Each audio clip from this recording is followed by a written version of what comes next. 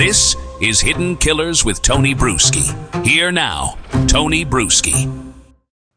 It's one thing for a murder suspect to have a close relationship with their parents. It's another to place 3 hours of phone calls to your mother within moments of butchering 4 people. But that's exactly what we've just learned about Bryan Kohberger. Newly unsealed records don't just confirm the calls we've already heard rumors about. They put timestamps, durations, and frequency to them. A 36-minute call not long after returning home to Pullman. A 54-minute call later that morning while he was driving back towards the crime scene. More calls throughout the day, all adding up to more than 3 hours of contact with one person. Mommy. We're not here to demonize a parent for answering the phone. Not at all. But what does this pattern tell us about Bryan Kohberger? Is it just habit, the way some people text their spouse or parent every day? Or is it something more calculated or more desperate? Was he seeking comfort, trying to normalize his day after doing something horrifying? Or was this part of a subconscious need to be validated, to hear the one voice that would never challenge him? And then there's the way he referred to them. Mother, father, not mom or dad in his phone contacts, in his messages and conversations. On one occasion, he texted his mother, "Father, why is mother not answering the phone?" It's such a clinical, formal way to speak about the 2 people closest to you. It borders on theatrical. Some might say Norman Bates-esque. Is this an intentional affectation? A reflection or emotional distance? Or a symptom of a mind that lives in labels rather than relationships?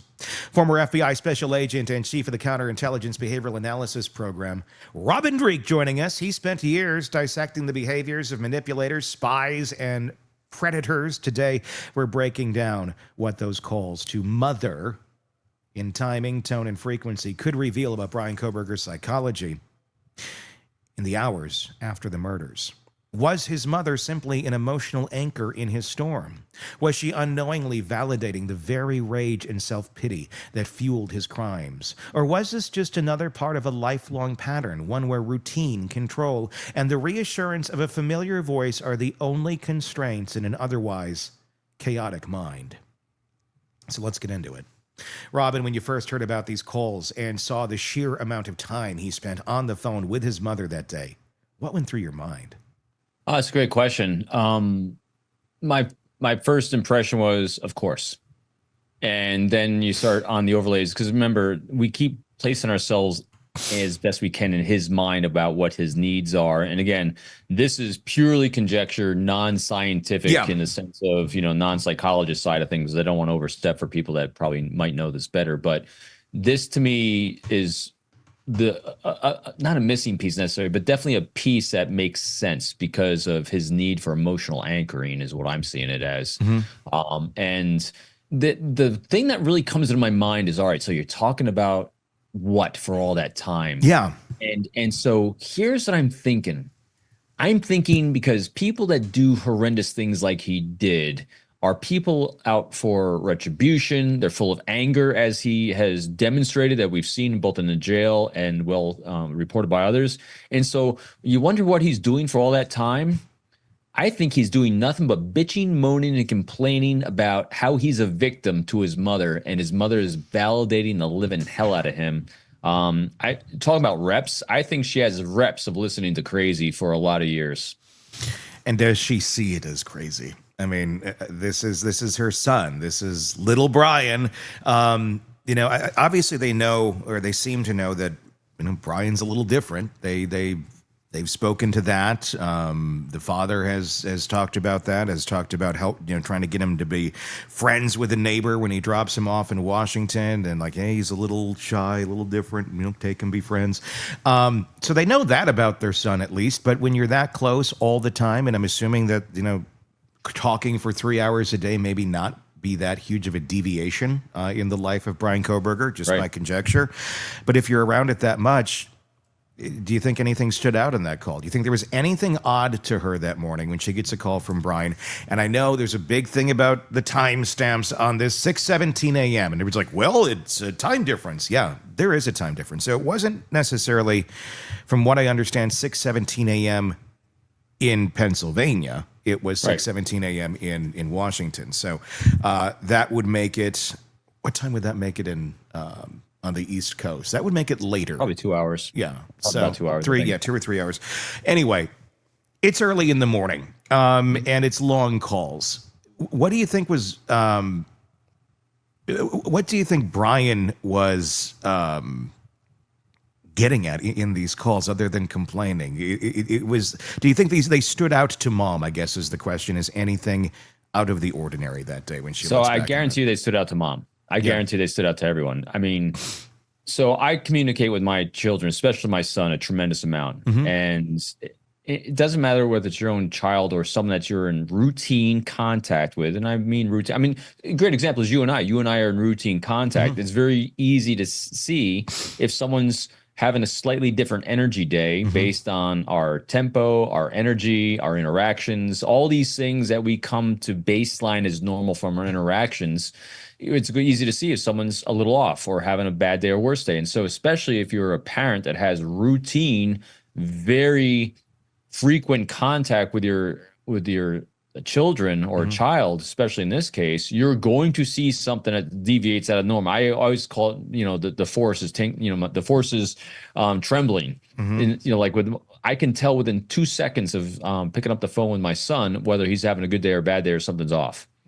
And that's just in microseconds. And this is from a very, very healthy individual, not someone who just did something as horrendous as Bryan. So what I'm guessing is that it spiked out of the norm, probably the timing of the call. Although, hey, things happen during the course of a day. But if he's normally calling at the same time every morning, every other morning, just having an off time for calling is going to be different. I guarantee you his energy on that phone is much different. My conjecture is because they're seeing the event that kind of became the straw that broke the camel's back in his mind, which he was planning this for a long time, but it looked like he, based on the horrendous reports we're getting of the children that were mutilated by him, it was a rage, and we know he's got rage issues, and it was a lot. I'm guessing that what had happened with the university threw him into a fit of rage, and so if I was thinking I'm Bryan Kohberger trying to hide it, because I don't think he's going to share with his mom, who's his emotional stability. He doesn't want to rock that only anchor emotionally he has yet anyway. He's going to be probably overly focused on complaining about what's happening at school and justifying all of his chaos in his brain by that. Maybe not even consciously realizing his chaos brain might be even caused from the murders he just committed, because he's not a smart guy to me. I keep saying it. He's not smart at all, because he's completely unaware of himself. He's completely unaware of because he keeps trying to discover who he is. He copies everyone and everything because he's completely empty. So I think it's probably that. Because right after this initial call, he goes in the bathroom, does his thumbs up picture, goes out, starts driving around, literally calls Mom. After the initial phone call, calls her back as he's driving past the house again, which we've seen the video of the car passing by. He's on the phone again with Mom. He's obviously not going and saying to him, hey, there's the house where I just slaughtered those 4 kids. But like you said, I'm wondering what's coming out of his mouth. Rage. Is it? But he seemed to be in such a good mood with the thumbs up. Do you think it's rage, or do you think he's in a really good mood talking about positive things that have nothing to do with the murder? And when I say rage, I meant, so rage to me is also chaos. I think he was spewing incoherently. Okay. I mean, just think about it. Again, let's put ourselves, from what we understand of what was going on his time period. So he's got a lot of chaos at work. He's got a lot of chaos in his life. He just did something very chaotic, which didn't go according to his plan. And yet I think he's got a lot of conflicting new emotions he hasn't felt before because he just did something he's never done before. He's also, which was fueled by rage, and so he's up on a lot of adrenaline. Adrenaline's coming down, then going back to the house, it's going back up. I mean, just look at all the data points we're getting on him during his time frame. It's all over the place. Yeah. And if it looks all over the place to us, it's probably all over the place in his brain. And so what he's probably doing, pure conjecture, obviously, spewing all the shit out of his mouth. And what do you typically do? What does his mother probably have reps at in life? Calming him down. Calming down her son. Yeah. So she might not have even been hearing the content as much as she was just trying to get him to calm down, be safe, stop driving around if she knew he was driving, get back home. So again, when you're kind of throwing it into the situation itself without judging it, just trying to understand it, that seems to make sense that his brain was, because otherwise, if he was thinking and mirroring what he had studied from these other serial killers or mass murderers, because again, he's not technically a serial killer. He's the only thing that deviated from what he studied in others was the fact that he went back to the crime scene so soon after the crime was committed. Yeah.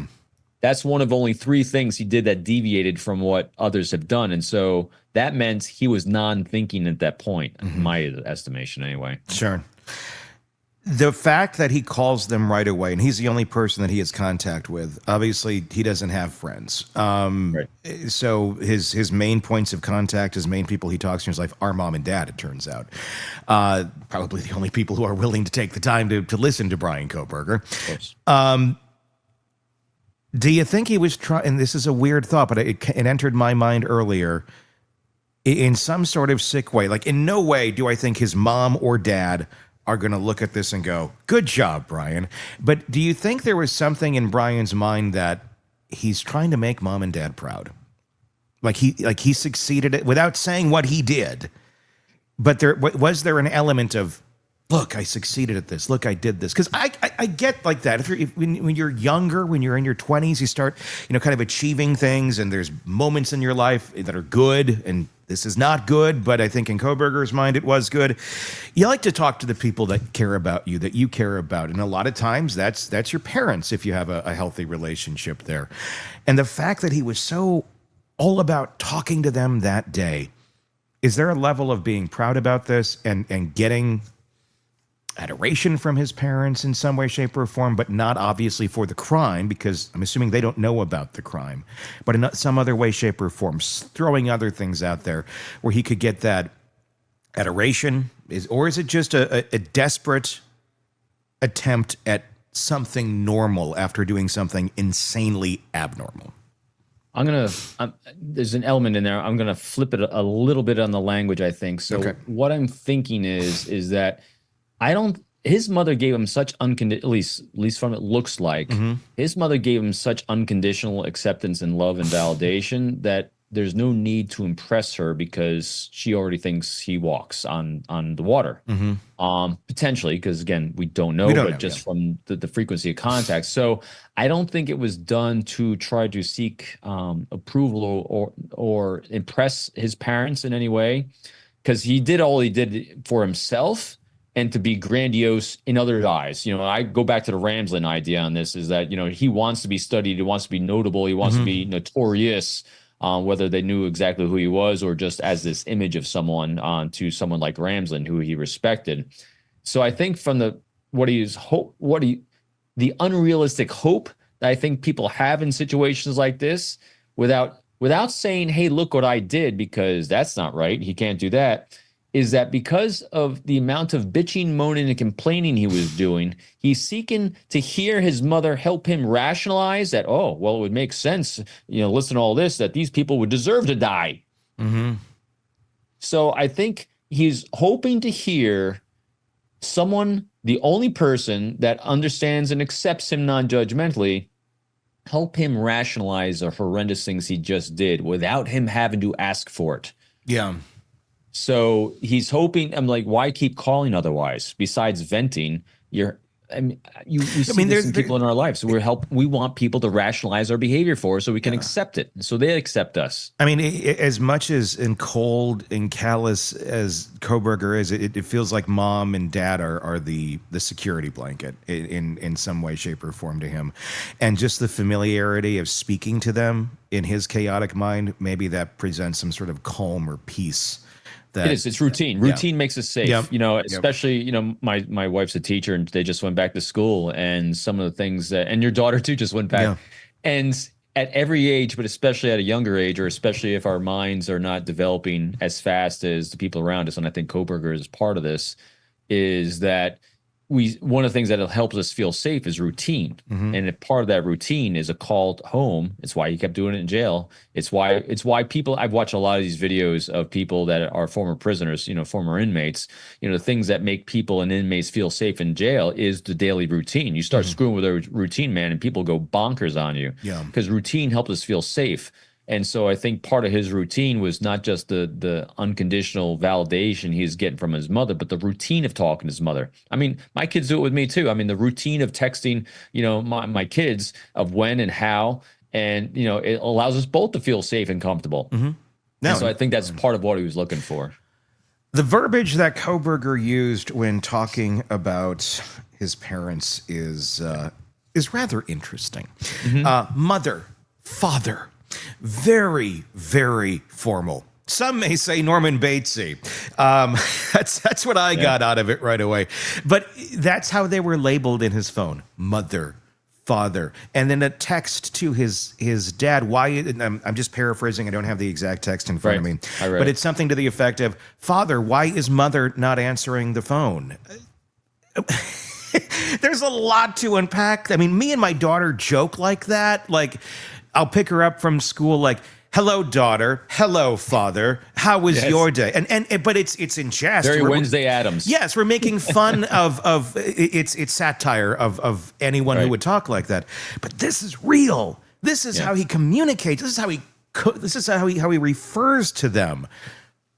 Your thoughts on that, oh behavioral genius? Empty shell. When you're an empty shell without emotion and without empathy, you resolve to the labels and meanings that are descriptive. That's it. And it's remember, there's when thinking of Kohberger, so many times people are really overthinking this guy. He is so completely empty. That's why I was talking about this the other day. I think it was probably with you. So all we do is talk about this guy. You know, he is so devoid of absolutely everything that there's nothing there but what society puts into it, or what he's choosing for society that he takes from it. And so a label of mother and father, well, that's the label. That's what they are. They're mother and father. So I'm going to call them mother and father, unless I'm trying to mimic and mirror something else that's more appropriate in the situation. Because we've seen and heard from other people, at times he can be very charming. Well, that was a script he rehearsed in that time period. If you catch him off guard in a situation that he doesn't have a script for, that he hasn't studied someone for, he has no idea what to do. This is why he sucked so bad at destroying 4 lives, because he couldn't think. Went off script. Mimicking. He's mimicking in a stovepipe like this. What we've just heard from Robin Dreeke is a disturbing look at a very human connection. One that in most families would be a point of love and stability, but here seems to double as a pressure valve for chaos. Those calls to his mother on the day of the murders weren't just about killing time. They may have been about maintaining routine, about keeping that one unshakable relationship alive so he could feel tethered to something normal after doing something profoundly abnormal. They may have also been about fishing for validation, feeding her complaints and self-pity until she unknowingly gave him the emotional absolution that he wanted. And then there's the whole mother and father language. On its own, sure, some people are just formal. But paired with everything else we know, it feels clinical, detached. Like he's labeling furniture rather than referring to people who raised him. Robin framed it perfectly. Someone so devoid of identity and self-awareness that he simply applies the label that fits the role without the intimacy or warmth that usually comes with it. This part of the story also forces us rather, to think about what wasn't said on those calls. He wasn't confessing. He wasn't panicking about being caught. In Robin's view, he was likely spinning grievances about school, justifying perceived slights, unloading rage without naming its true source. His mother, out of love or habit, may have been trying to calm him, reassure him, smooth over his chaos, just as she probably had many times before. That's the chilling part. The possibility that his emotional state in those calls wasn't wildly different from other days.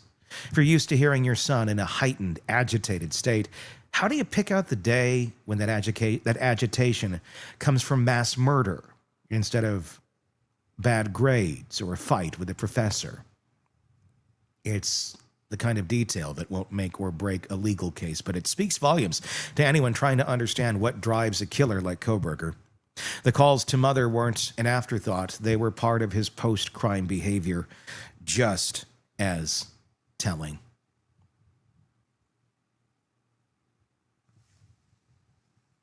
In their own way, as wiping down a car or bagging up trash. They show us who he turns to, how he manages his emotions, and perhaps how he keeps his self-image intact. Coming up in our conversation, we're going to move to the emotional anchors, to obsessive research. It's Christmas Day. And while his family celebrates, Bryan Kohberger is driving deep into the histories of more than 20 serial killers. On Christmas Day, what was he looking for? And why? We're going to dive into that with Robin Dreeke. Press subscribe so you don't miss that part of the conversation. And let us know your thoughts so far in the comment section on YouTube. If you're not there already, search Hidden Killers with Tony Bruschi and press subscribe and comment. Do the same thing wherever you get podcasts. Press subscribe and search Hidden Killers with Tony Bruschi. Until next time, I am Tony Bruschi, and we'll talk again real soon. Want more on this case and others? Then press subscribe now and don't miss a moment of true crime coverage from Tony Bruschi and the Hidden Killers podcast.